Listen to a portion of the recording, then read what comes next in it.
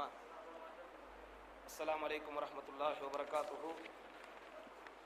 இன்னல் ஹம்தலில்லாஹ் நஹ்மதுஹு வ நஸ்தஈனுஹு வ நஸ்தக்ஃபிருஹு வ நு'மினு பிஹி வ நதவக்கலு அலைஹி வ நஊது பில்லாஹி மின் ஷுரூரி அன்ஃபுஸினா வ மின் ஸய்யிஆத்தி அமாலினா. மன் யஹ்திஹில்லாஹு ஃபலா முضில்ல லஹு வ மன் யுضللஹு ஃபலா ஹாதிய லஹு. وأشهد أن لا إله إلا الله وحده لا شريك له وأشهد أن محمدا عبده ورسوله. أما بعد، أرسله بالحق بشيرا ونذيرا وداعيا إلى الله بإذنه وسراجا منيرا. اللهم صل على محمد وعلى آل محمد كما صليت على إبراهيم وعلى آل إبراهيم إنك حميد مجيد. اللهم بارك على محمد وعلى آل محمد كما باركت على إبراهيم وعلى آل إبراهيم إنك حميد مجيد. அன்பிற்கினிய இஸ்லாமிய சகோதரர்களே, சகோதரிகளே, அல்லாஹ்வின் அருள் மழையின பொழிகிற இப்புனிதமிகு ரமதானில் இரண்டாவது நோன்பை எதிர்பார்த்து இங்கே நாம் அமர்ந்திருக்கிறோம். சஹாபாக்களின், அதுவும் ஷஹீதான சஹாபாக்களின் தியாக வரலாறு பாகம் 2 என்கிற ஒரு தொடர் சொற்பொழிவை கேட்பதற்காக இங்கே சகோதரர்கள், சகோதரிகள் அமர்ந்திருக்கிறீர்கள். முதல் வரலாறாக பெருமானாரின் பேரப்பிள்ளை, சொர்க்கத்து இளைஞர்களின் தலைவர், ஃபாத்திமா ரலியல்லாஹு அன்ஹாவின் தவ புதல்வர், வீரர் அலியின் வீர மகன் ஹசன் ரலியல்லாஹு அவர்களுடைய வரலாறை தான் இன்ஷா அல்லாஹ் பார்க்க போகிறோம். அதற்கு முன்பு ஒரு சின்ன ஃப்ளாஷ்பேக். எடுத்த உடனே ஹசன் ரலியல்லாஹுடைய வரலாறை சொன்னால் இங்கு வந்திருக்கிற பல புதிய சகோதரர்களுக்கு புரியாது என்பதனால் ஹசன் ரலியல்லாஹு அன்ஹு அவர்களுடைய வரலாறை பார்ப்பதற்கு முன்பு நாம் தெரிந்து கொள்ள வேண்டிய ஒரு சில முக்கியமான விஷயங்களை இன்றைய நாள் உரையில் இன்ஷா அல்லாஹ் பார்க்க போகிறோம். முதலில் ஏன் சஹாபாக்களுடைய வரலாறை நாம் பார்க்க வேண்டும்? அதுவும் போன வருடம் பார்த்து விட்டோம். வருடம் சஹாபாக்களுடைய வரலாறை படிக்க வேண்டுமா? வேறு விஷயங்களே இல்லையா இந்த இஸ்லாத்தில் என்றால், இஸ்லாத்தில் எந்த விஷயங்கள் எல்லாம் இருக்கிறது என்று நாம் நினைக்கிறோமோ அது எல்லாமே சஹாபாக்களிடத்தில் இருக்கிறது என்பதனால் தான் சஹாபாக்களுடைய வரலாறை படிக்கிறோம். இஸ்லாம் என்னென்ன விஷயங்களை இந்த மக்களுக்கு வழிகாட்டுதலாக தந்திருக்கிறதோ, அது தனிநபர் ஒழுக்கமாகட்டும், குடும்ப வாழ்க்கையாகட்டும், சமூக வாழ்க்கையாகட்டும், அரசியல் வாழ்க்கையாகட்டும், ஏன் இராணுவ நடவடிக்கைகளாக கூட இருந்துவிட்டு போகட்டும், இப்படி எல்லா விஷயங்களும் இந்த பூமியின் மேற்பந்தில் வாழ்ந்த மக்களில், இன்று வாழ்ந்து கொண்டிருக்கக்கூடிய மக்களில் அல்லது இனி வாழவிருக்கக்கூடிய மக்களில் நபிகள் நாயகம் ஸல்லல்லாஹு அலைஹி வஸல்லம் அவர்களுடைய பயிற்சி பாசறையில் பாடப்பெற்ற அந்த மனிதரில் புனிதர்கள் அவர்களுடைய வாழ்வில் மட்டும்தான் எல்லாம் சாத்தியமாக இருக்கிறது. இஸ்லாம் காண கிடைக்காத அற்புதம். மனிதன் சேர்த்து வைத்திருக்கிற செல்வங்களில் எல்லாம் மிக பெரும் செல்வம், அருட்செல்வத்தை விட, பொருட்செல்வத்தை விட, திருச்செல்வத்தை விட எல்லா செல்வங்களை காட்டிலும் உயர்ந்த செல்வம் இந்த இஸ்லாம். இந்த இஸ்லாத்தை 24 மணி நேரமும் தங்களுடைய வாழ்வியல் நெறியாக செயல்படுத்திய அந்த தூய சஹாபாக்களுடைய வரலாறையே அல்லாஹ் திருக்குர்ஆனில் சொல்லுகிறான். நபிகள் நாயகம் ஸல்லல்லாஹு அலைஹி வஸல்லம் அவர்களுக்கு கிடைத்த வெற்றியை பற்றி, ஹுவல்லதி அய்யதக பினஸ்ரிஹி வபில் முஃமினீன், நபியே, அல்லாஹ் அவன்தான் உங்களுக்கு வெற்றியை கொடுத்தான், அவன்தான் உங்களை பலப்படுத்தினான், அவன்தான் உங்களை வலுப்படுத்தினான். ஆனால் நீங்கள் பலம் பெறுவதற்கும் வலு பெறுவதற்கும் எவைகள் தெரியுமா உபகரணங்களாக இருந்தது? பி நஸ்ரிஹி வபில் முஃமினீன், இறைவனின் உதவி, அடுத்து இந்த இறை நம்பிக்கையாளர்கள் என்று சஹாபாக்களை எல்லாம் சொல்லுங்கள். நபிகள் நாயகம் ஸல்லல்லாஹு அலைஹி வஸல்லம் அவர்களைப் போல் சிறப்பிற்குரிய வாழ்க்கை இந்த பூமியில் யாரும் வாழ்ந்ததில்லை. நபிகள் நாயகம் ஸல்லல்லாஹு அலைஹி வஸல்லம் அவர்களைப் போல் புனிதமான ஒரு வாழ்க்கையை யாரும் வாழ்ந்ததில்லை, இனி யாரும் வாழப்போவதும் இல்லை. அப்படிப்பட்ட புனிதகரமான வாழ்க்கை, ஒரு வெற்றிகரமான வாழ்க்கை, தனிநோர் நபராக அரேபிய தீபகற்பத்தில் இஸ்லாமிய பிரச்சாரத்தை துவங்கிய நபிகள் நாயகம் ஸல்லல்லாஹு அலைஹி வஸல்லம் அங்கிங்கெனாதபடி எங்கு போய் நின்றாலும் அவர்களுடைய பேர் உச்சரிக்கப்படக்கூடிய அளவிற்கு ஒரு மாபெரும் சாம்ராஜ்யம் அன்றைக்கு உருவாகியது. இன்றைக்கும் அது உருவாகி வளர்ந்து பல்கி பெருகி பரவி கொண்டிருக்கிறது என்றால் அதற்கு அல்லாஹ் திருக்குர்ஆனில் 2 விஷயங்களை காரணம் என்று சொல்கிறான். நம்பர் 1 பி நஸ்ரிஹி, அல்லாஹ்வின் உதவி. அடுத்தது வபில் முஃமினீன், இந்த இறை நம்பிக்கையாளர்கள். யார்? அந்த சஹாபாக்கள். நபிகள் நாயகம் ஸல்லல்லாஹு அலைஹி வஸல்லம் அவர்களுடைய வாழ்வில் வெற்றி கிடைத்ததே, பெருமானார் ஸல்லல்லாஹு அலைஹி வஸல்லம் வாழ்வில் அவர்கள் மேம்பட்டதே இறைவனின் உதவிக்கு அடுத்து அந்த சஹாபாக்கள் தான் என்கின்ற பேருண்மையை வல்ல ரஹ்மான் திருக்குர்ஆனில் சொல்லுகிறான் என்றால், உண்மையில் அப்படி என்ன ஒரு உதவி நபிகள் நாயகம் ஸல்லல்லாஹு அலைஹி வஸல்லம் இந்த மூமின்களின் மூலம் பெற்றுவிட்டார்கள் என்பதை நாம் கொஞ்சம் அறிய கடமைப்பட்டிருக்கிறோம் சகோதரர்களே. அல்லாஹ் சொல்கிறான் சூரத்துல் அஹ்ஸாப் என்கிற அத்தியாயத்தில் அகழ் யுத்தத்தை பற்றி ஒரு விஷயத்தை சொல்கிறான். என்ன சொல்கிறான்?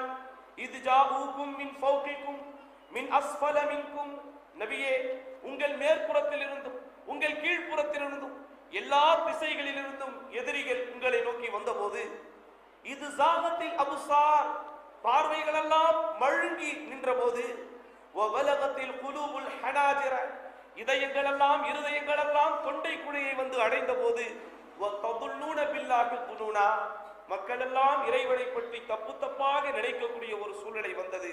ஹுனாலிக அங்கேதான் உபுதுலியல் முஃமினூன் இந்த இறை நம்பிக்கையாளர்கள் சோதிக்கப்பட்டார்கள். வஸுல்சிலு சில்சாலன் ஷதீதா கடுமையான முறையில் உலுக்கி எடுக்கப்பட்டார்கள் என்று அல்லாஹ் சொல்கிறார். யார்? எந்த நபி தோழர்கள் நபிகள் நாயகம் ஸல்லல்லாஹு அலைஹி வஸல்லம் தோளோடு தோள் நின்று பெருமானாரின் போர்க்களங்களை பூக்களாய் அலங்கரித்தார்களோ, எந்த நபி தோழர்கள் நபிகள் நாயகம் ஸல்லல்லாஹு அலைஹி வஸல்லம் அவர்களோடு கூப்பிடுகிற இடங்களுக்கெல்லாம் சோறு தண்ணி பார்க்காமல், பசியை பொருட்படுத்தாமல், பொருளாதாரத்தை யோசிக்காமல், குடும்பத்தை கவனிக்க வேண்டும் என்கிற எண்ணம் இல்லாமல், எதிர்காலம் என்ன ஆகும் போது என்கிற பயம் இல்லாமல் போராடுவதற்காக புறப்பட்டு சென்றார்களோ, அந்த வீர சிங்கங்களை பற்றி அல்லாஹ் சொல்கிறான். உபுதுலியல் முஃமினூன் கடுமையான முறையில் சோதிக்கப்பட்டார்கள். வஸுல்சிலு சில்சாலன் ஷதீதா மிக கடுமையான முறையில் உலுக்கி எடுக்கப்பட்டார்கள் என்று அல்லாஹ் சொல்கிறார். அப்படி அந்த கூட்டம் உலுக்கி எடுக்கப்பட்டதனுடைய விளைவு எப்படிப்பட்ட விளைவு ஏற்பட்டது தெரியுமா? இஸ்லாமிய மார்க்கம் பட்டி தொட்டி எல்லாம் பரவியது. எப்படி பரவியது என்கிற வரலாறை கொஞ்சம் நீங்கள் கண்டிப்பாக தெரிய கடமைப்பட்டிருக்கிறீர்கள். அன்றைக்கு அந்த சஹாபாக்கள் என்கிற ஒரு குலம் அல்லாஹ்விற்காக தங்களுடைய வாழ்க்கையை தியாகம் செய்திருக்காவிட்டால், அன்றைக்கு நபி தோழர்கள் என்கிற அந்த ஒரு இனம் தங்களுடைய உயிரை இந்த மார்க்கத்திற்காக பயணம் வைக்காவிட்டால், பணயம் வைக்காவிட்டால், இப்படிப்பட்ட வெற்றியை இந்த சமுதாயம் கண்டிருக்காது. அதைத்தான் அல்லாஹ் சொல்கிறான். ஐயதக பி நஸ்ரிஹி வபில் முஃமினீன், நபியே அவன் உதவியை கொண்டும் இந்த இறை நம்பிக்கையாளர்களை கொண்டும் தான் உங்களை அல்லாஹ் வலுப்படுத்தியிருக்கிறான். ஆமாம் சகோதரர்களே, எப்படியெல்லாம் அல்லாஹ் வலுப்படுத்தினான் தெரியுமா? எப்படியெல்லாம் நபிகள் நாயகம் ஸல்லல்லாஹு அலைஹி வஸல்லம் அல்லாஹ் பலப்படுத்தினான் தெரியுமா? மிகச்சரியாக சொல்ல வேண்டுமானால் கிபி 7ஆம் நூற்றாண்டில் தனி ஓர் நபராக நபிகள் நாயகம் ஸல்லல்லாஹு அலைஹி வஸல்லம் ஹீரா குகையை தலைமையகமாக கொண்டு இஸ்லாமிய பிரச்சாரத்தை துவங்கினார்கள். அன்றைக்கு துவங்கிய அந்த வேளையில் பெருமானாருக்கு என்று ஒரு அலுவலகம் இல்லை, பெருமானாருக்கு என்று காவலர்கள் இல்லை, பெருமானாருக்கு என்று ஒரு படையினர்கள் இல்லை, பெருமானாருக்கு என்று பொருளாதார உதவி செய்வதற்கென்று ஒரு ஸ்பான்சர்கள் இல்லை. ஒரு பிரச்சாரம் நடக்க வேண்டுமானால், ஒரு அழைப்பு பணி ஒய்யாரமாக நடைபெற வேண்டுமானால் ஒரு அலுவலகம் தேவை, உதவியாளர்கள் தேவை, பண பரிவர்த்தனம் செய்வதற்கு, பொருளாதாரம் செய்வதற்கு ஸ்பான்சர்கள் தேவை. இப்படிப்பட்ட எதுவே இல்லாமல் நபிகள் நாயகம் ஸல்லல்லாஹு அலைஹி வஸல்லம் ஹீரா குகையை மட்டுமே தம்முடைய அலுவலகமாக வைத்து, அதுவும் ரகசிய அலுவலகமாக வைத்து, அதுவும் தாம் மட்டுமே சென்று வருகின்ற அலுவலகமாக வைத்து பெருமானார் ஸல்லல்லாஹு அலைஹி வஸல்லம் இஸ்லாமிய பிரச்சாரத்தை மேற்கொண்டார்கள். அதன் விளைவு பெருமானார் ஸல்லல்லாஹு அலைஹி வஸல்லம் அவர்கள் இந்த உலகத்தை விட்டு பிரியும் போது அரேபிய தீபகற்பம், மக்கா, மதீனா மற்றும் யமன் என்கின்ற இந்த 3 தேசங்களிலும் இஸ்லாமிய மார்க்கம் பரிபூரணமாக நுழைந்திருந்தது. மக்கா, மதீனா, யமன் என்கின்ற இந்த 3 தேசங்களும் பெருமானாரின் கட்டுப்பாட்டுக்குள் முழுமையாக இருந்தது. இதுபோக ஷாம், அபிசீனியா போன்ற ஒரு சில நாடுகளிலும் நபிகள் நாயகம் ஸல்லல்லாஹு அலைஹி வஸல்லம் அவர்களுக்கு சில ஆதரவுகள் இருந்தது. அதற்கு பிறகு சஹாபா பெருமக்கள் வந்தார்கள். குலஃபாவே ராஷிதீன் என்று சொல்லக்கூடிய 4 பெரும் கலீஃபாக்கள் நபிகள் நாயகம் ஸல்லல்லாஹு அலைஹி வஸல்லம் அவர்கள் சென்ற வழியிலேயே தங்களுடைய வாழ்க்கையை, தங்களுடைய பணியை துவங்கினார்கள். துவங்கியதன் விளைவு ஷாம், ஈராக், பாரசீகம், இன்றைக்கு ஈரான் என்று அறியப்படக்கூடிய, அன்றைக்கு குராசான் என்று அறியப்பட்ட, அன்றைக்கு அதர்பேஜான் என்று அறியப்பட்ட, இன்றைக்கு கிழக்கு ஐரோப்பாவில் ஒரு மிகப்பெரிய மாகாணம் என்று அறியப்படுகின்ற நாடுகள் எல்லாம் கலீஃபாக்களுடைய ஆட்சி காலத்தில் இஸ்லாத்திற்கு வந்தது. அதே போன்று ஆசியா கண்டத்தில் உள்ள அர்மேனியா என்கிற மாபெரும் நகரம், எகிப்து, இன்னும் சொல்ல போனால் இன்றைக்கு மொரோக்கோ என்று அறியப்பட்டிருக்கிற அன்றைக்கு அல் மக்ரிபுல் அரபி, இன்றைக்கு தான் மொரோக்கோ என்பது ஒரு நாடு. அன்றைக்கு பெருமானாரின் காலத்தில் அன்றைக்கு இருந்த பூகோள அந்த மேப்பின் படி அல் மக்ரிபுல் அரபி சுமார் 5 நாடுகளை உள்ளடக்கிய ஜசாயிர், மொரோக்கோ, துனிசியா, லிபியா, மொரித்தானியா என்று சொல்லக்கூடிய அந்த 5 நகரங்களையும் உள்ளடக்கியிருக்கிற ஆப்பிரிக்கா கண்டம் வரை இஸ்லாமிய மார்க்கம் பரவியது. யார் செஞ்ச தியாகம் இது? யார் செய்த தியாகம்? மத்திய கிழக்கில் ஒரு மைய பகுதியில் இருக்கிற மக்கா மதீனாவில் மட்டுமே கோலோச்சிய இஸ்லாம் ஷாம் தேசத்தில் பரவியது. ஈராக்கை வெற்றி கொண்டது, மிஸ்ரை வெற்றி கொண்டது, அகர்பேஜானை வெற்றி கொண்டது, ஈரானை வெற்றி கொண்டது, ஆப்பிரிக்க கண்டத்தில் நுழைந்து பல நாடுகளை வெற்றி கொண்டது. இவைகள் எல்லாம் இந்த சஹாபாக்கள் செய்த தியாகம், இந்த 4 கலீஃபாக்கள் செய்த தியாகம், இந்த 4 கலீஃபாக்களில் பலர் உயிரிட்டதனுடைய தியாகம். இந்த சஹாபாக்களோடு பல தோழர்கள் தோளோடு தோள் நின்று போரிட்டு அல்லாஹ்வின் பாதையில் ஷஹீதானதனுடைய விளைவு இத்தனை மாகாணங்களிலும் இஸ்லாம் நுழைந்தது. அது மட்டுமா? கலீஃபாக்களுடைய ஆட்சி முடிந்து, குலஃபாய ராஷிதீன்களுடைய ஆட்சி முடிந்து, இன்னும் சில சஹாபாக்கள் எஞ்சி இருந்தார்கள். அவர்களோடு சேர்ந்து உமையாக்கள் என்பவர்களுடைய ஆட்சிகள் வந்தது. அந்த ஆட்சியில் இன்றைக்கு துருக்கி என்று அறியப்படக்கூடிய, அன்றைக்கு துர்கிஸ்தான் என்று அறியப்பட்ட அந்த நாடு இஸ்லாத்திற்குள் வந்தது. சிந்து நதி கரையோரங்களில் இருந்த நாடுகள் இஸ்லாத்திற்கு வந்தது. சீன எல்லை வரை இஸ்லாமிய நாடு, இஸ்லாமிய ஆட்சி பரவியது. இன்றைக்கு இஸ்தாம்புல் என்று அறியப்படுகிற, அன்றைக்கு கான்ஸ்டன்டினோபிள் என்று அறியப்பட்ட அந்த நாடு இஸ்லாத்திற்குள் வந்தது. அதோடு மட்டுமல்லாமல் ஏற்கனவே மொரோக்கோ என்கிற நாட்டை வெற்றி கொண்டதன் விளைவு அதன் வழியாக அந்தலுஸ் என்கிற மாகாணத்தை தாண்டி போர்ச்சுகல் வரை சென்று அப்படியே இன்றைக்கு இருக்கிற பிரான்ஸ் நாட்டின் மத்திய பகுதி வரை இஸ்லாம் வந்தது. இவைகள் எல்லாம் உமையாக்கள் செய்த தியாகம். இவைகள் எல்லாம் உமையாக்கள் என்று சொல்லப்படக்கூடிய அவர்களுடைய ஆட்சியின் கீழ் இஸ்லாமிய மார்க்கம் பரவியது. அதற்கு பிறகு அப்பாசியர்கள் ஆட்சி, அவர்களுடைய ஆட்சி காலத்திலும் பல்வேறு நாடுகள் வெற்றி கொள்ளப்பட்டது. அதற்கு பிறகு அப்பாசியர்களுடைய ஆட்சி காலம் முடிந்ததற்கு பிறகு உஸ்மானியர்களுடைய ஆட்சி வந்தது. எல்லாம் சஹாபாக்களுடைய பின்தொடர்கள், எல்லாம் அந்த சஹாபாக்கள் உயிரை விட்டார்களே மார்க்கத்திற்காக, அதன் வழி வந்தவர்கள். அடுத்து இஸ்லாமிய மார்க்கத்தை தலைமையகமாக கொண்டு யார்? இந்த உஸ்மானியர்கள் ஆட்சி செய்த போது இன்றைக்கு இஸ்தாம்புல் என்று அறியப்படக்கூடிய அந்த நகரம், அதை சுற்றியுள்ள எல்லா நகரங்களும் இஸ்லாத்திற்கு வந்தது. அதுவும் எப்படி? அன்றைக்கு இருந்த கிழக்கத்திய ரோமாபுரி, ரோம பேரரசின் தலைநகரமாக இது இருந்ததோ, ரோமாபுரியில் இஸ்லாம் போனது, பாரசீகத்தில் இஸ்லாம் போனது. பாரசீகம் முழுமையாக இஸ்லாமியர்களுடைய கட்டுப்பாட்டுக்குள் வந்தது. ஆனால் ரோமர்களுடைய ஆட்சி காலமும் முடிந்து, ரோமர்கள் தங்களுடைய ஆட்சிக்கு தலைமையகமாக வைத்திருந்த இஸ்தாம்புல் பெருநகரமும் நபிகள் நாயகம் ஸல்லல்லாஹு அலைஹி வஸல்லம் வெளிவந்த கலீஃபாக்களுடைய ஆட்சியை தொடர்ந்து உஸ்மானியர்களுடைய ஆட்சிக்குள் அதுவும் வந்தது. அதனுடைய விளைவு உஸ்மானியர்கள் இஸ்லாமிய ஆட்சியை செய்ததனுடைய விளைவு இஸ்லாம் எங்கெல்லாம் போனது தெரியுமா? யுனானியர்கள் என்று சொல்லப்படக்கூடிய கிரேக்கர்களுக்கு இஸ்லாம் அறிமுகப்படுத்தப்பட்டது. பல்காரியா என்று சொல்லப்படக்கூடிய இனத்தவர்களுக்கு இஸ்லாம் அறியப்பட்டது. அல்பானியா என்று அல்பேனியர்களுக்கு இஸ்லாமிய மார்க்கம் அறிமுகப்படுத்தப்பட்டது. ரோமர்களுக்கு இஸ்லாமிய மார்க்கம் அறிமுகப்படுத்தப்பட்டது.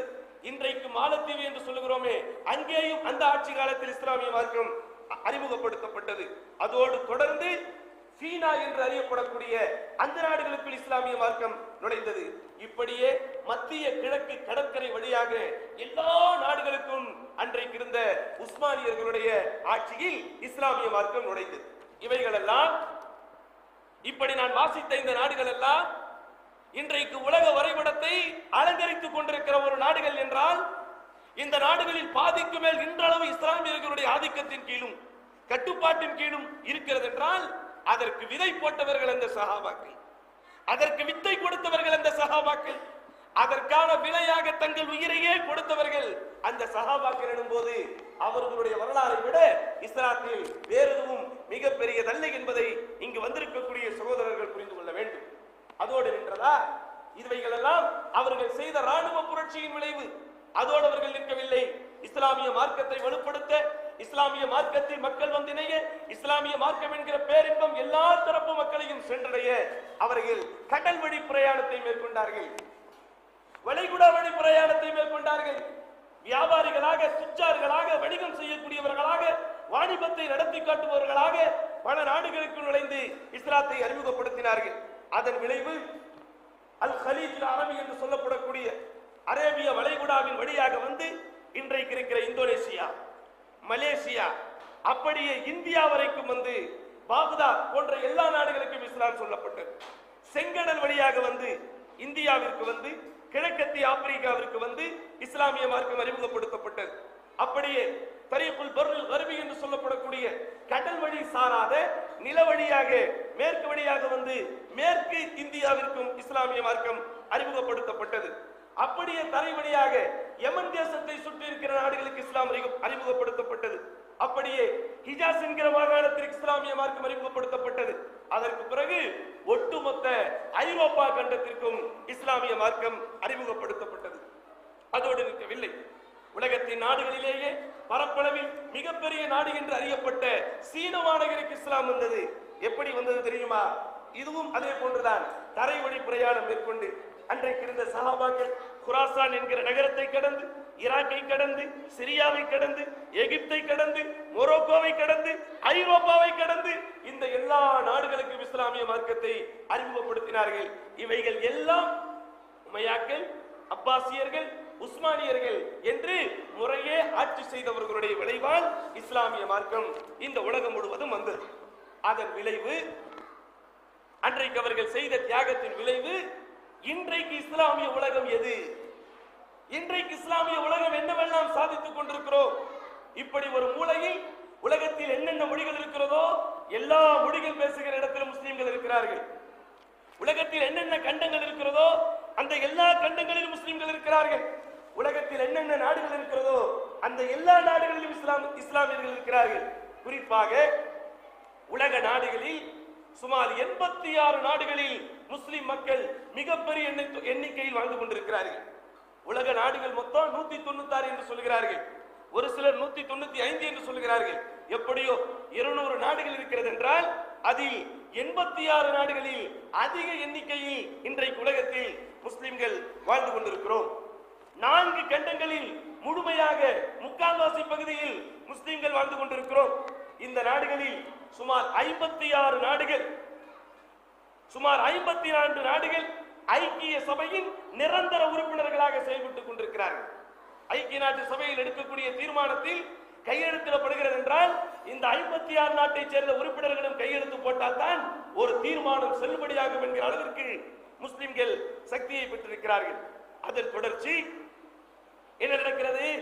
உலகத்தின் மக்கள் தொகையில் அறிவிக்கப்பட்டிருக்கிற புள்ளி விவரத்தின்படி 25% மக்கள் இன்றைக்கு முஸ்லிம்களாக வாழ்ந்து கொண்டிருக்கிறோம்.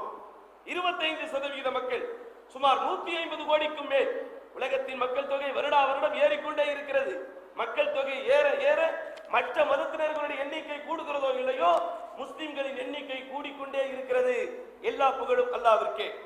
அதன் விளைவாக உலக நாடுகளில் முஸ்லிம்கள் வாழ்ந்து கொண்டிருக்கிற நாடுகளில் சுமார் 2/3 முஸ்லிம்கள் இஸ்லாமிய நாடுகளிலும் மீதி உள்ள 1/3 முஸ்லிம்கள் இஸ்லாம் அல்லாத நாடுகளிலும் வாழ்ந்து கொண்டிருக்கிறார்கள். உதாரணமா 150 கோடி முஸ்லிம்கள் வாழ்கிறோம் என்றால் 100 கோடி பேர் எங்கே வாழ்கிறார்கள்? இஸ்லாமிய நாடுகளில். மீதி 50 கோடி பேர் இஸ்லாம் அல்லாத நாடுகளிலும் பெரும்பாலும் சுதந்திரமாக வாழ்ந்து கொண்டிருக்கிறோம். ஆங்காங்கே பிரச்சனைகள் இருந்தாலும், ஆங்காங்கே குளறுபடிகள் இருந்தாலும், போராட்டங்கள் இருந்தாலும் சுமார் 50 கோடி பேர் இன்றைக்கு முஸ்லிம்களாய் இந்த தூய மார்க்கத்தை உள்ளத்தில் சுமந்தவர்களாய் வாழக்கூடிய ஒரு சூழ்நிலையை வல்லர் ரஹ்மான் கொடுத்திருக்கிறார். அது போக உலகத்தில் இன்றைக்கு பேசப்படக்கூடிய மொழிகளில் சுமார் 20 முதல் 30 மொழிகள் முஸ்லிம்களின் அபிஷியல் லாங்குவேஜஸாக, அதாவது அதிகாரப்பூர்வ மொழியாக இருக்கிறது. அதில் பெரும்பாலும் முஸ்லிம்கள் உருது மொழி, பாரசீக மொழி, துருக்கு மொழி, குர்திய மொழி, எஸ்டோனியா மொழி, சோமாலிய மொழி, ரஷ்ய மொழி, இந்தோனேசியா மொழி, சிந்திய மொழி என்று சுமார் 20-30 மொழிகள் இன்றைக்கு முஸ்லிம்களின் கையில். இஸ்லாமிய உலகம் இருக்கோம் பாருங்க. தேடி பார்த்தால் ஆச்சரியத்தை வரவழைக்கக்கூடிய செய்தி. யார் செஞ்ச தியாகம் இது? யார் செய்த தியாகம் இது? யார் விட்ட உயிர்? தனி மனிதராக இன்றைக்கு நபிகள் நாயகம் ஸல்லல்லாஹு அலைஹி வஸல்லம் துவக்கிய பிரச்சாரத்தை சந்தோஷத்தோடு ஏற்றுக்கொண்ட அந்த தோழர்கள் அன்றைக்கு செய்த தியாகத்தின் விளைவு உலகத்தில் இருக்கக்கூடிய முக்கிய மொழிகளில் இலக்கணம் இல்லாத, இலக்கியம் இல்லாத மொழிகள் அல்ல இது. இலக்கணம் இல்லாத, இலக்கியம் இல்லாத மொழிகள் இருக்கிறது. அவைகளை எல்லாம் கணக்கில் கொள்ளாமல் இலக்கணமும் இலக்கியமும் பாரம்பரியம் உள்ள மொழிகளில் மட்டும் சுமார் 30 மொழிகளை முஸ்லிம்கள் நம்முடைய கையில் வைத்திருக்கிறோம். அது மட்டுமா, உலகத்தில் இருக்கக்கூடிய பொருளாதார சக்தியை நிர்ணயிக்கக்கூடிய 1/4 சக்தி இன்றைக்கு முஸ்லிம்களிடத்தில் இருக்கிறது. உதாரணமாக சொல்ல போனால் பெட்ரோல், எண்ணெய் வளம், உலோகங்கள், தங்கம், வெள்ளி, வைரம், வைடூரியம் என்று சொல்லுகிறோமே, அந்த உலோகங்களின் உற்பத்தி, தொழிற்சாலைகள், விதைகள், விவசாய பொருட்கள், பஞ்சு போன்ற ஆடை சம்பந்தப்பட்ட தொழில்கள், இவைகள் எல்லாம் சுமார் 1/4 முஸ்லிம்களின் வசம் இருக்கிறது.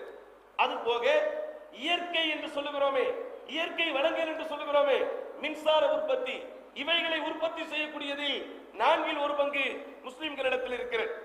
உலகத்தினுடைய பரப்பளவில் மசாகத் என்று சொல்லுகிறோமே, ஒரு நாடு இவ்வளவு பெரிய பரப்பளவு, உலகத்தில் இருக்கக்கூடிய நாடுகளிலேயே மிகப்பெரிய நாடு எது, 2வது நாடு எது, 7வது நாடு எது என்றால் 7வது நாடாக இந்தியாவை சொல்லுவோம். பரப்பளவு 7வது நாடு தான் இந்தியா, 2வது நாடு.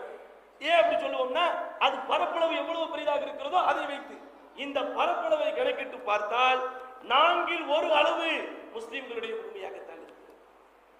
அது போக உலகத்தில் உள்ள வழிபாடு செய்யக்கூடிய மக்களில், இறைவனை வணங்கக்கூடிய மக்களில், இறைவனுக்காக சிரவணக்கம் செய்யக்கூடிய மக்களில் 1/4 இன்றைக்கு உலக அளவில் முஸ்லிம்கள் இருக்கிறார்கள். நதிகள், ஆறுகள், அதிலும் அல்லாஹ் சுப்ஹானஹு வ தஆலா மிகப்பெரிய சக்தியை முஸ்லிம்களுக்கு கொடுத்திருக்கிறார். குறிப்பாக ஈரான், துருக்கி, பாகிஸ்தான், இந்தோனேசியா, எகிப்து, கஜகிஸ்தான் போன்ற நாடுகள் எல்லாம் உலகத்தில் மற்ற எந்த நாடுகளும் செய்ய முடியாத அளவிற்கு ஆயுத உற்பத்தியில் முன்னணியில் இருக்கிறது. எல்லாம் முஸ்லிம் நாடு. இன்னைக்கு அவன் முஸ்லீமா வாழ்றானா இல்லையாங்கிறது வேற விஷயம். எப்படி உங்க பிள்ளைக்கு நீங்க சொத்தை சேர்த்து கொடுத்துட்டீங்க, அவன் ஒழுங்கா வச்சிருக்கிறானா இல்லையா, அதை வந்து சரியான முறையில் பயன்படுத்துறானா இல்லையாங்கிறது வேற.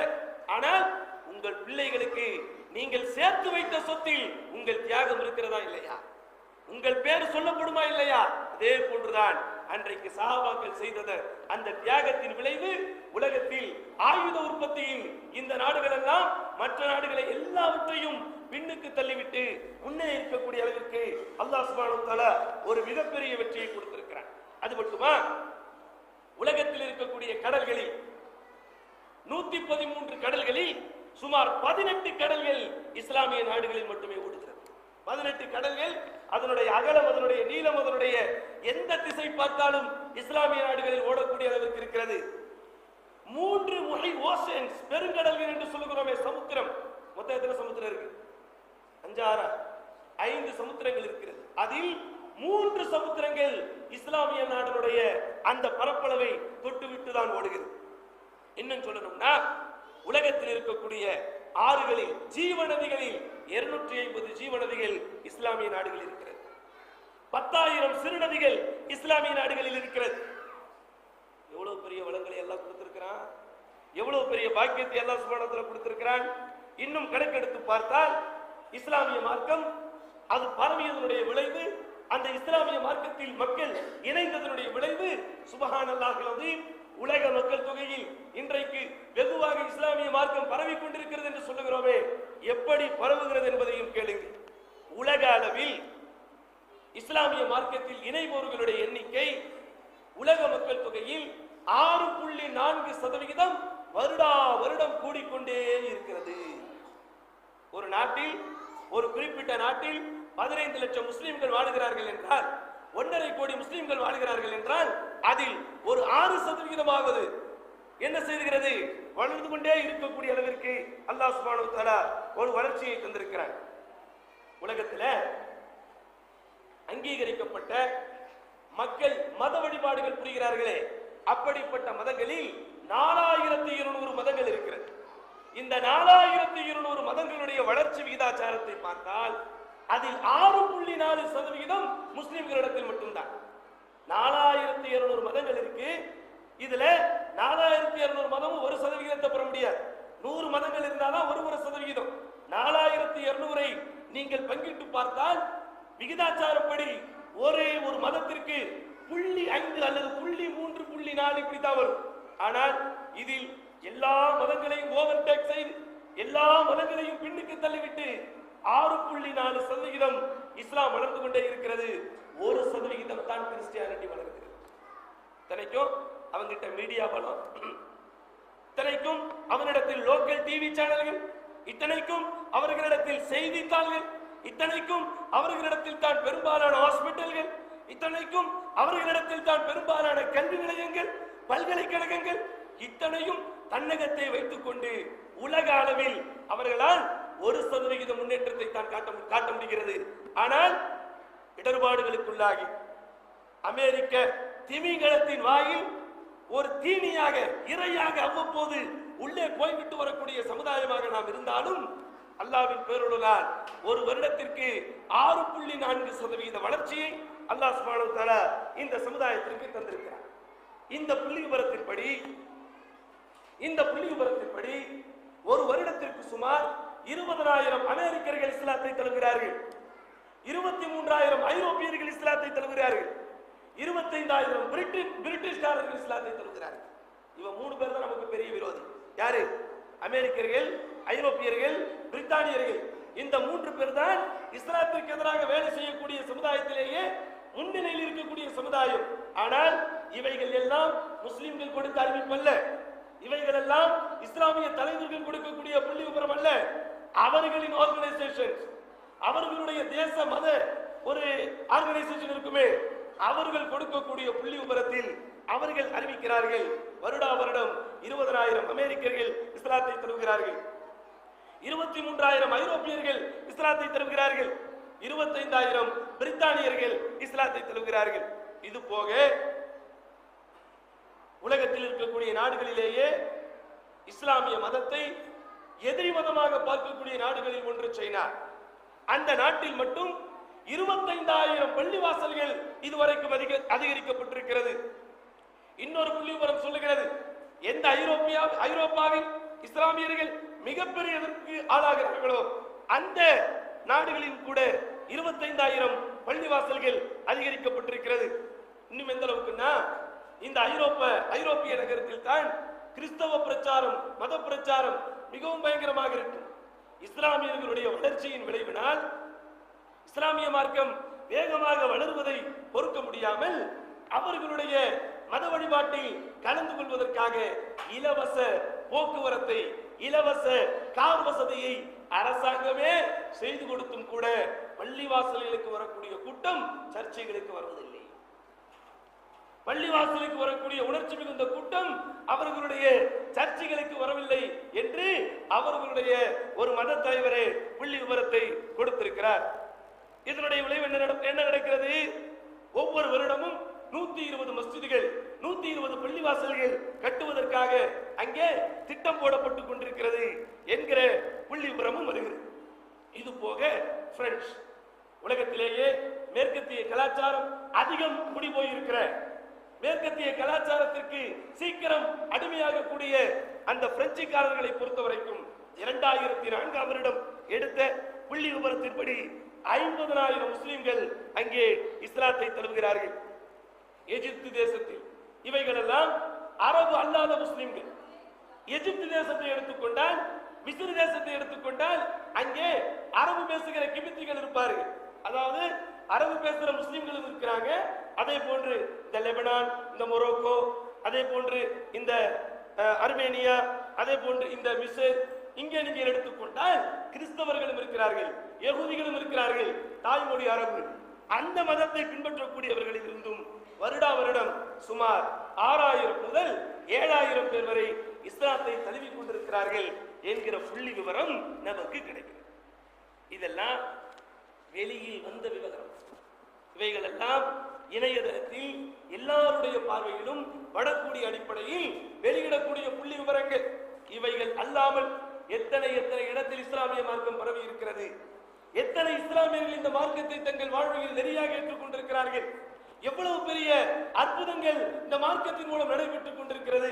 இதற்கெல்லாம் காரணம் அந்த சஹாபாக்கள் என்பதை மனதில் வைத்துக் கொண்டுதான் இந்த வரலாற்றை நாம் கேட்க வேண்டும். சும்மா கிடையாது. சஹாபாக்களுடைய வரலாறு என்றால் அல்லாஹ் ரப்பல் ஆலமீன் எப்படிப்பட்ட அடிப்படையில் அவர்களை அறிமுகப்படுத்துகிறான். லக்கத் ரலியல்லாஹு அனில் முஃமினீன், அந்த இறை நம்பிக்கையாளர்களை அல்லாஹ் பொருந்திக் கொண்டார். இது யுபாயுனக தஹ்த ஷஜரா, நபியே அந்த மரத்தடியின் மரத்திற்கு கீழிருந்து உங்களிடத்தில் பையத் செய்தார்களே, உங்களிடத்தில் உறுதி பிரமாணம் கொடுத்தார்களே, அந்த இறை நம்பிக்கையாளர்களை அல்லாஹ் புரிந்து கொண்டார். ஃபஅலிம மா ஃபீ குலூபிஹிம், அவர்கள் உள்ளங்களில் இருப்பதை அவன் அறிந்தவனாக இருக்கிறான். ஃபஅன்ஸல ஸகீனத அலைஹிம், அவர்கள் மீது சக்கீனத் என்கிற பேரமைதியை அல்லாஹ் ரப்பல் ஆலமீன் இறக்கியிருக்கிறார். இதெல்லாம் எப்படி சாத்தியப்பட்டது, எப்படி இவர்களால் முடிந்தது என்றால் ஃபஅன்ஸல ஸகீனத அலைஹிம், அவர்கள் மீது எவ்வளவு எதிர்ப்புகள் வந்தாலும், எவ்வளவு பிரச்சனைகள் வந்தாலும் அதை எதிர்த்து போராடக்கூடிய அளவிற்கு ஒரு மாபெரும் மன அமைதி அல்லாஹ் அவர்களுக்கு கொடுத்திருக்கிறான். வஅஸாபஹும் ஃபதஹன் கரீபா, அவர்களுக்கு அல்லாஹ் மிகப்பெரிய ஒரு வெற்றியை கொடுத்திருக்கிறான். அதனால் தான் இன்னொரு வசனத்தில் அல்லாஹ் அவர்களை குறித்து சொல்லும் போது லாக்கின் ரசூல், இந்த இறை தூதர், வல்லதீன ஆமனு மாஹு, அவரோடு இருந்த இறை நம்பிக்கையாளர்கள், ஜாஹது பி அம்வாலிஹிம், அவர்கள் பொருளாதாரங்களை கொண்டு அவர்கள் அல்லாஹ்வின் பாதையில் போரிட்டார்கள். வான்ஃபுஸிஹிம், அவர்கள் உயிர்களை கொண்டு அல்லாஹ்வின் பாதையில் போரிட்டார்கள். வஉலாயிக லஹுமுல் கைராத், அவர்களுக்குத்தான் எல்லா விதமான நன்மைகளும் இருக்கிறது. வஉலாயிக ஹுமுல் முஃப்லிஹூன், அவர்கள் தான் மாபெரும் வெற்றியாளர்கள்.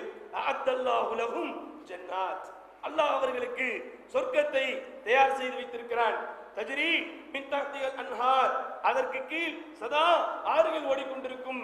காலிதீன ஃபீஹா, அதில் அவர்கள் நிரந்தரமாக இருப்பார்கள். தாலிகல் ஃபௌசுல் அதீம், இதுதான் மாபெரும் வெற்றி என்று அந்த சஹாபாக்களை அல்லாஹ் சொர்க்கத்தின் சொந்தக்காரர்கள் என்று அறிமுகப்படுத்துகிறான். சொர்க்கத்தில் நிரந்தரமாக இருக்கக்கூடிய மக்கள் என்று சொல்லுகிறான். நபிகள் நாயகம் ஸல்லல்லாஹு அலைஹி வஸல்லமோடு பொருளை தியாகம் செய்து தங்களுடைய எல்லா விஷயங்களையும் அர்ப்பணித்ததற்காக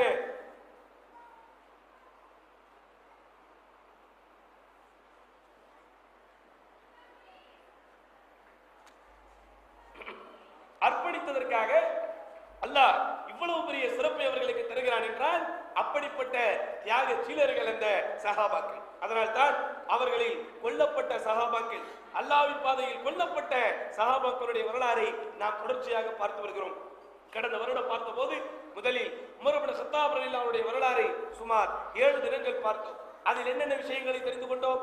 உமர் ரலியல்லாஹுடைய சிறப்பு, உமர் ரலியல்லாஹு அன்ஹு நபிகள் நாயகம் ஸல்லல்லாஹு அலைஹி வஸல்லம் செய்த தியாகம், பெருமானார் ஸல்லல்லாஹு அலைஹி வஸல்லம் காலத்திற்கு பிறகு அபூபக்கர் ரலியல்லாஹு ஆட்சி காலத்தில் உமர் இப்னு கத்தாப் அவர்கள் செய்த சீரிய அறப்பணிகள், அபூபக்கர் சித்திக் அவர்கள் மரணித்ததற்கு பிறகு உமர் இப்னு கத்தாப் ரலியல்லாஹு அன்ஹு எப்படி ஆட்சி பொறுப்பை ஏற்றுக்கொண்டு அந்த மக்கள் பார்த்திராத அதிசயங்களை எல்லாம் நடத்தி காத்து இன்றைக்கு வரைக்கும் இஸ்லாத்தின் எதிரிகள் கூட இப்படிப்பட்ட உமருடைய ஆட்சி இந்த உலகத்திற்கு வராதா, இப்படிப்பட்ட உமருடைய ஆட்சி இந்த உலகத்திற்கு வந்தால் தான் மக்கள் எல்லாம் ஒழுக்கமாக வாழ முடியும், மக்கள் எல்லாம் அநீதியில் இருந்து தப்பிக்க முடியும் என்று எதிர்பார்க்கக்கூடிய அடிப்படையில் உமர் இப்னு கத்தாப் அவர்களுடைய ஆட்சியை பார்த்தோம். அவர்களுடைய ஆட்சியின் இறுதியில் ஒரு மஜூசி உமர் இப்னு கத்தாப் அவர்களை பிடிக்காதவன் உமர் இப்னு கத்தாப் அவர்கள் தொழுகையில் இருக்கும் போது விஷம் தூக்கப்பட்ட ஈட்டியை வைத்து உமர் அவர்களை கொன்று உமர் அவர்களை ஷஹீதாக்கினான். உமர் அவர்கள் ஷஹீதானார்கள் என்கிற வரலாறை பார்க்கிறோம். அதற்கு பிறகு உமர் அவர்கள் இறந்ததற்கு பிறகு உமர் அவர்களுக்கு பிறகு அடுத்து கலீஃபாவாக யார் தேர்ந்தெடுக்கப்பட வேண்டும் என்கிற ஒரு மஷூரா உமர் அவர்களே என்ன செய்தார்கள்? மக்களுக்கு ஒரு அழகான வழியை காண்பித்தார்கள். தம்முடைய தோழர்களில் சீனியர் சிட்டிசன்களாக இருக்கக்கூடிய மூத்த உறுப்பினர்களாக இருக்கக்கூடிய பெருமானார் ஸல்லல்லாஹு அலைஹி வஸல்லமோடு எல்லா போர்க்களங்களிலும் கலந்து கொண்டு ஆரம்ப காலத்திலிருந்து இஸ்லாத்திற்கு தியாகம் செய்த 6 தோழர்களை தேர்ந்தெடுத்து இந்த 6 தோழர்களுக்குள் அப்துர் ரஹ்மான் இப்னு அவுஃப் என்கிற ஒரு நபி தோழரை ஒரு கோஆர்டினேட்டராக போட்டு இந்த 6 பேருக்கு யாருக்கு அதிக வாக்குகள் கிடைக்கப்படுகிறதோ இந்த 6 பேருக்குள் மஷூரா செய்து அவர்தான் கலீஃபா என்கிற ஒரு வழியை உமர் அவர்கள் காட்டிவிட்டு கண்ணை மூடினார்கள். அதற்கு பிறகு 6 தோழர்கள் 6 சஹாபாக்கள் ரலியல்லாஹு அன்ஹும் அஜ்மஈன் எல்லோரும் அமர்ந்து கலந்து பேசி உமர் இப்னு கத்தாப் அவர்களுடைய அந்த ஆட்சி காலத்திற்கு பிறகு ஒரு நல்ல கலீஃபா இந்த உலகத்திற்கு தேர்ந்தெடுக்கப்பட வேண்டும் என்கிற அடிப்படையில் எல்லா தோழர்களும் ஒரு சிலர் அலியை சொல்ல, இன்னொரு சிலர் உஸ்மானை சொல்ல, இறுதியில் அலி ரலியல்லாஹு அவர்கள் உட்பட எல்லோரும் யோகமித்த முடிவின் அடிப்படையில் உஸ்மான் ரலியல்லாஹு அன்ஹு அவர்களை அமீராக தேர்ந்தெடுத்து அவர்கள் உமருக்கு பிறகு 3ஆம் கலீஃபாவாக ஆட்சியை தொடர்ந்தார். ஆட்சியை தொடர்ந்த உஸ்மான் ரலியல்லாஹு அன்ஹு அவர்கள் ஆட்சி செய்த காலங்களில் சுமார் சரிபாதி 6 ஆண்டு காலம் உலக மக்களே வியக்கிற அளவுக்கு ஆட்சியை செய்தார். பல நாடுகள் இஸ்லாமிய மார்க்கத்திற்குள் வரக்கூடிய சூழ்நிலையை உருவாக்கினார். திருக்குர்ஆன் ஒன்று சேர்க்கப்படக்கூடிய பணியை செய்தார். அபூபக்கர் சித்திக் அவருடைய காலத்தில் ஒன்று சேர்க்கப்பட்டு முஸ்ஹஃபில் இமாமாக இருந்த அந்த முஸ்ஹப் ஹஃப்ஸா ரலியல்லாஹு அவரிடமிருந்து பெறப்பட்டு அந்த குர்ஆனை பல பிரதிகள் எடுத்து குர்ஆனுடைய உலூமுக்கு, குர்ஆனுடைய கல்விக்கு ஒரு மாபெரும் உயிரோட்டத்தை கொடுத்து உலகத்தில் அன்றைக்கு இஸ்லாமியத்தை தழுவி இருந்த எல்லா மாகாணங்களுக்கும் குர்ஆன் போய் சேரக்கூடிய ஒரு அற்புதமான சூழ்நிலையை உருவாக்கிய அந்த முதல் 6 ஆண்டு காலம், அடுத்த 6 ஆண்டு காலம் மிகப்பெரிய பிரச்சனைக்குள் இருந்தது என்று பார்த்தோம். இந்த பிரச்சனைகள் அலி ரலியல்லாஹு அவர்களுக்கு ஆதரவாக இருக்கிறோம் என்கிற போர்வையில் யகூதிகள் சில பேர் முனாஃபிக்குகளுடைய உதவியை கொண்டு உஸ்மான் ரலியல்லாஹு அவர்களுடைய நல்லாட்சிக்கு களங்கம் ஏற்படும் விதத்தில் உஸ்மான் ரலியல்லாஹு அவர்கள் செய்யாத காரியங்களை எல்லாம் செய்தார் என்று பொய்யான குற்றச்சாட்டுகளை சொல்லி உஸ்மான் ரலியல்லாஹு அவர்கள் தம்முடைய ஆட்சி காலத்தில் உறவினர்களுக்கு தான் பதவிகளை வாரி வாரி வழங்குகிறார் என்று அவருடைய நல்லாட்சிக்கு களங்கம் ஏற்படும் விதத்திலே ஒரு பொய்யான குற்றச்சாட்டுகளை சொல்லி உலகத்தில் அன்றைக்கு இருந்த மக்களில் பல பேரை உஸ்மான் ரலியல்லாஹு அவர்களுக்கு திரட்டி உஸ்மான் ரலியல்லாஹு அவருடைய இல்லத்திலேயே முற்றுகையிட்டு உஸ்மான் ரலியல்லாஹு அவர்களை கொன்று உஸ்மான் ரலியல்லாஹு அவர்கள் ஷஹீதானார்கள். உங்களுக்கு தெரியுமா, உலகத்திலேயே வீட்டிற்குள் இருந்து ஷஹீதான ஒரே ஷஹீத் உஸ்மான் ரலியல்லாஹு அவர்களுக்கு தான். அதனாலதான் அவர்களுடைய பேரை சொல்லும் போது ஷஹீதுத்தார் என்று சொல்லுவார்கள். ஷஹீதுத்தார், தார் என்றால் வீடு. ஃபித்னாவில் இருந்து தப்பிக்க வேண்டும் என்பதற்காக அலி ரலியல்லாஹு அவர்கள் தலைமையில் ஏனைய சஹாபாக்களும் உஸ்மான் ரலியல்லாஹு அவர்களை பார்த்து ஒரு வார்த்தை சொல்லுங்கள், இந்த கலகக்காரர்களை அடக்குகிறோம் என்று சொன்ன போதெல்லாம் வேண்டாம், என்னுடைய ஹபீப், என்னுடைய முஸ்தபா, நான் ஷஹீதாவேன் என்று அன்றைக்கே முன்னறிவிப்பு செய்து விட்டார். நீங்கள் எனக்காக வந்தாலும் வராவிட்டாலும் நான் எதிரிகளால் கொல்லப்படத்தான் போகிறேன். பாருங்கள் அவருடைய ஈமான். இப்படி நீங்கள் எனக்காக போராடினாலும் போராடாவிட்டாலும், எனக்காக நீங்கள் வந்தாலும் வராவிட்டாலும் என்னுடைய ஹபீப், என்னுடைய முஸ்தபா அவர் அன்றைக்கு கொடுத்த முன்னறிவிப்பின்படி என்னுடைய உயிர் எதிரிகளின் கையால் வெட்டப்பட்டுதான் போகும். அதனால் நீங்கள் யாரும் எனக்காக வரக்கூடாது, நான் என்னை பார்த்துக் கொள்கிறேன் என்று சொல்லி தன்னுடைய பணியாளர்களை கூட வெளியில் அனுப்பிவிட்டு, தனக்கு எஸ்கார்டுகளாக இருப்பவர்களை கூட வெளியில் அனுப்பிவிட்டு, குடும்ப உறுப்பினர்களோடு மட்டும் இருந்து குடும்பத்தோடு ஷஹீதானார் உஸ்மான் ரலியல்லாஹு அன்ஹு. அதற்கு பிறகு முட்கள் இருக்கக்கூடிய அரியணையில் ஏறி அமர்கிறார் அலி இப்னு அபி தாலிப் கலீஃபாவாக. அலி ரலியல்லாஹு அவர்களுக்கு யோகபித்த அடிப்படையில் எல்லா சஹாபாக்களும் தங்களுடைய ஆதரவை கொடுத்து அலி ரலியல்லாஹு அவர்களை 4ஆம் கலீஃபாவாக ஏற்படுத்துகிறார்கள். ஆனால் இஸ்லாமிய நகரங்களிலேயே, அன்றைக்கு வெற்றி கொள்ளப்பட்ட நகரங்களிலேயே, அன்றைக்கு இஸ்லாமிய ஆட்சி இருந்த நகரங்களிலேயே மிகப்பெரிய மாகாணம் என்று கருதப்பட்ட ஷாம் தேசத்தின் ஒரு அறிவிக்கப்படாத முடிசூடா மன்னராக அன்றைக்கு இருந்த முஆவியா ரலியல்லாஹு அவர்கள் மட்டும் நான் அலிக்கு ஆதரவு தர மாட்டேன் என்று சொல்கிறார். காரணம், உஸ்மானை கொன்றவர்களை நீங்கள் பழிக்கு பழி தீர்த்தால் தான் உங்களுக்கு நானும் என்னை சார்ந்த ஷாம் தேசத்து மக்களும் ஆதரவு கரம் நீட்டுவோம், இல்லையே ஆதரவு தரமாட்டோம் என்று பிடிவாதமாக சொல்கிறார்கள். அலி ரலியல்லாஹு அவர்களோ அவர்களின் தரப்போ பல பேச்சுவார்த்தைகளை நடத்துகிறது, பல கடிதங்களை அனுப்புகிறது. இப்போது காலம் கணியவில்லை, சூழ்நிலைகள் சரியா இல்லை, ஆங்காங்கே கிளர்ச்சிகளும் ஆங்காங்கே குழப்பங்களும் அதிகமாக இருக்கிறது, நாம் பார்க்க வேண்டிய காரியங்கள் நிறைய இருக்கிறது. உஸ்மான் ரலியல்லாஹு அவர்களை கொன்றவர்களை மட்டும் நடவடிக்கை எடுக்க வேண்டுமானால் எண்ணிக்கையில் அடங்கா ஒரு பெரும் கூட்டத்திற்கு எதிராக நடவடிக்கை எடுக்க வேண்டிய சூழ்நிலை வரும். அதில் யார் நல்லவன் யார் கெட்டவன் என்கிற ஒரு பிரித்து பார்க்க முடியாத அளவிற்கு ஒரு பலகீனமான சூழ்நிலை இருக்கிறோம். ஃபித்னா நடந்து விட்டது. அப்படி பாவம் செய்தவர்களுக்கு அல்லாஹ் கூலி தருவான், நாம் காலம் கொஞ்சம் கடக்கட்டும், நீங்கள் பையத்தை தாருங்கள் என்று அவர் ஒரு அமீராக பேச, இல்லை எது நடந்தாலும் நடக்கட்டும், முதலில் உஸ்மானை கொண்டவர்களுக்கு எதிராக நடவடிக்கை எடுங்கள், அதற்கு பிறகுதான் நாங்கள் பையத்தை தருவோம் என்று பிடிவாதம் பிடிக்க எத்தனையோ பேச்சுவார்த்தைகள், இடையில் எத்தனையோ சஹாபாக்கள் முயற்சி செய்கிறார்கள். ஆனால் அவர்களுடைய முயற்சிகள் எல்லாம் எந்த விதத்திலும் பலனளிக்க முடியாத அளவிற்கு யகூதிகள், முனாஃபிக்குகள், புதிதாக இஸ்லாத்தை ஏற்றோம் என்கிற வெளியில் காட்டிக்கொண்ட முனாஃபிக்குகள் எல்லாம் சேர்ந்து ஈரை பேனாக்கி, பேனை பெருச்சாலியாக்கி நாளைக்கு வருகிற சண்டையை இன்றைக்கே இழுத்து விட்டதை போல் அலிக்கும் முஆவியாவுக்கு இடையில் சிண்டு மூடி என்ன செய்கிறார்கள், பிரச்சனையை பெரிதுபடுத்துகிறார்கள். அதை தொடர்ந்து ஆயிஷா ரலியல்லாஹு அன்ஹா அவர்கள் ஒரு கட்டத்தில் அலி அவர்களுக்கு எதிராக ஒரு சூழ்நிலையில் போர்க்கொடி தூக்கவே அதையும் சமாளித்து, அந்த பிரச்சனையும் சமாளித்து, சிங்கத்தை அதன் புகையிலேயே சென்று அடக்குவதை போல் முஆவியா ரலியல்லாஹு அவர்கள் ஆட்சி செய்த ஆளுநராக இருந்த அந்த ஷாம் தேசத்திற்கே அலி ரலியல்லாஹு அன்ஹு படைகளை திரட்டி சென்று அவர்களையும் என்ன ஒரு வழிக்கு அடக்கக்கூடிய அளவிற்கு ஒரு போரை அங்கே உண்டாக்குகிறார்கள்.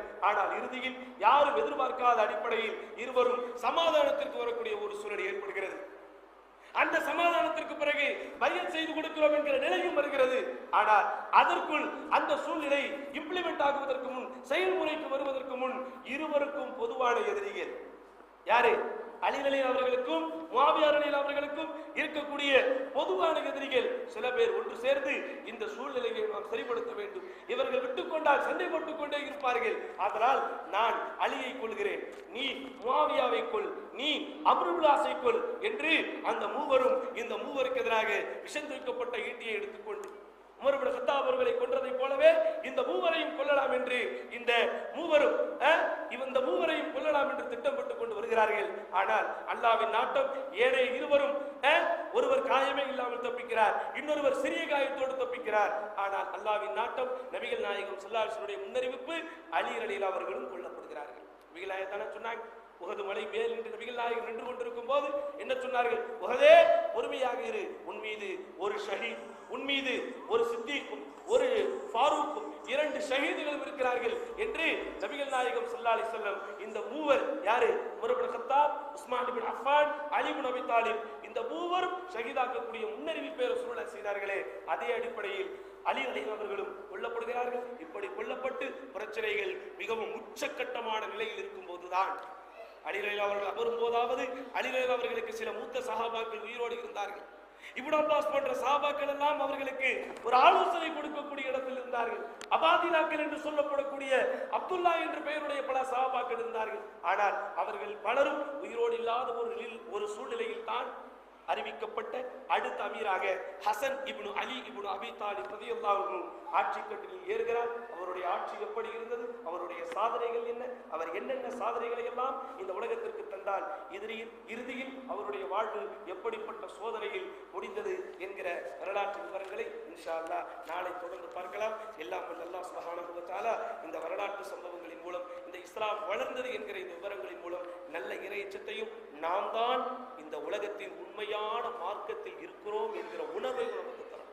ஏன்னா இன்றைக்கு மீடியா செய்து காட்டக்கூடிய அந்த சில அலங்காரங்கள், மாற்று மதக்காரர்கள் செய்யக்கூடிய ஒரு சில தவறான பிரச்சாரத்தின் காரணத்தினால் இஸ்லாத்தில் உள்ளவர்கள் கூட இஸ்லாத்தின் மகத்துவத்தை உணர முடியாத ஒரு சூழ்நிலை இருக்கக்கூடிய இப்படிப்பட்ட நேரத்தில் தான் இந்த புனிதமான வரலாறை பார்க்க போகிறோம். இன்ஷா அல்லாஹ் நாளைய தினம் ஹசன் ரலியல்லாஹு அவர்களுடைய அந்த வரலாற்று விஷயங்களை முழுமையாக பார்க்கலாம். எல்லாம் அல்லாஹ் சுப்ஹானஹு வ தஆலா இந்த வரலாற்றின் மூலம் நல்ல படிப்பினைகளை தந்து நம்முடைய இறையச்சத்தை மேம்படுத்துவானாக என்று அல்லாஹ்விடத்தில் துஆ கேட்டு முடித்துக் கொள்கிறேன். வாஹிரு தஅவானா அல்ஹம்துலில்லாஹி ரப்பில் ஆலமீன். அஸ்ஸலாமு அலைக்கும் வரஹ்மத்துல்லாஹி